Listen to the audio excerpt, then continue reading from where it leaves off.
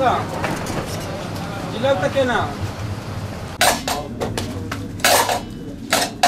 Mesela bu insan böyle 2-3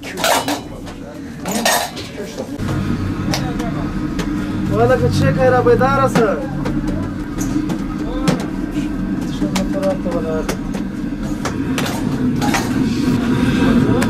Yalan.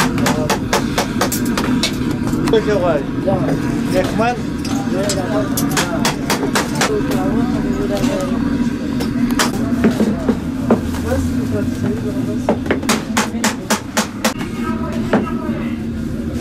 Alakası oraya var ya. يا غطى سلام غالي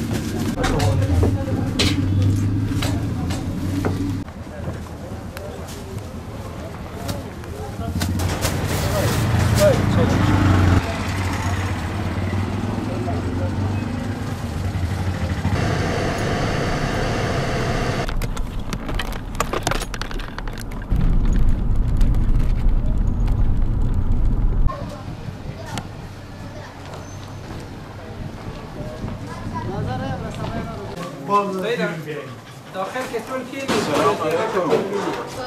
بسم الله الرحمن الرحيم الرحمن علم القرآن بسم الله الرحمن الرحيم اقرأ باسم ربك الذي خلق Abela. Abela sarıl. Mustafa. Maşallah.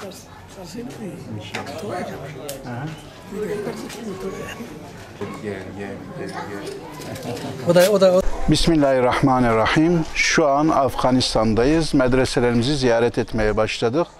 Darul İman Medresesindeyiz. Burası gördüğünüz gibi 3 katlı bir medrese. Burada hem gündüzlü olarak hem de gece yatılı olarak toplamda 150 tane talebemiz eğitim görüyor. Ekmek ihtiyaçlarını karşılamak için düzenli bir şekilde yardım yapacağız. Az önce içeride eğitimlerine şahit olduk. Küçük Mustafa, Ahmet ve diğer arkadaşları çok güzel Kur'an tilavet ettiler. Biz inşallah onlara yardımcı olacağız. Hayırseverlerimizin ekmek bağışlarını onlara ulaştıracağız. Birazdan içeriye geçip medresemizin durumunu da göreceğiz. Gerçekten de ihtiyaç duyulan bir medresemiz. Burada 150 tane talebemiz var. Bu talebelerimize biz yardımcı olmak istiyoruz. Hayırseverlerimize sesleniyoruz. Şimdi Ahmet inşallah bize Kur'an-ı Kerim okuyacak ve sonra inşallah bizler onlara ekmeklerini bırakacağız. Ama bu ekmek buradan çağrımız olsun. Hayırseverlerimiz onlu paketler halinde 75 TL'lik bir bağışla buradaki kardeşlerimizin günlük ihtiyaçlarını karşılayabilirler. Ne kadar yardımcı olurlarsa iyi olur. Ama biz istiyoruz ki bu devamlı olsun. Çünkü buradaki talebeler her gün buradaki yakın olan evleri gezerek ekmek topluyorlar. O hal olmasın.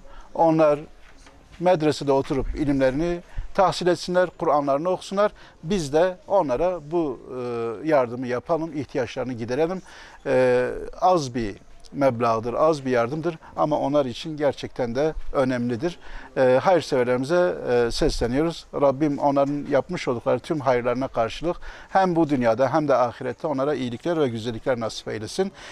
Bismillahirrahmanirrahim وَالنَّجْمِ إِذَا هَوَى مَا ضَلَّ صَاحِبُكُمْ وَمَا غَوَى وَمَا يَنطِقُ عَنِ الْهَوَى ثُمَّ دَنَا فَتَدَلَّى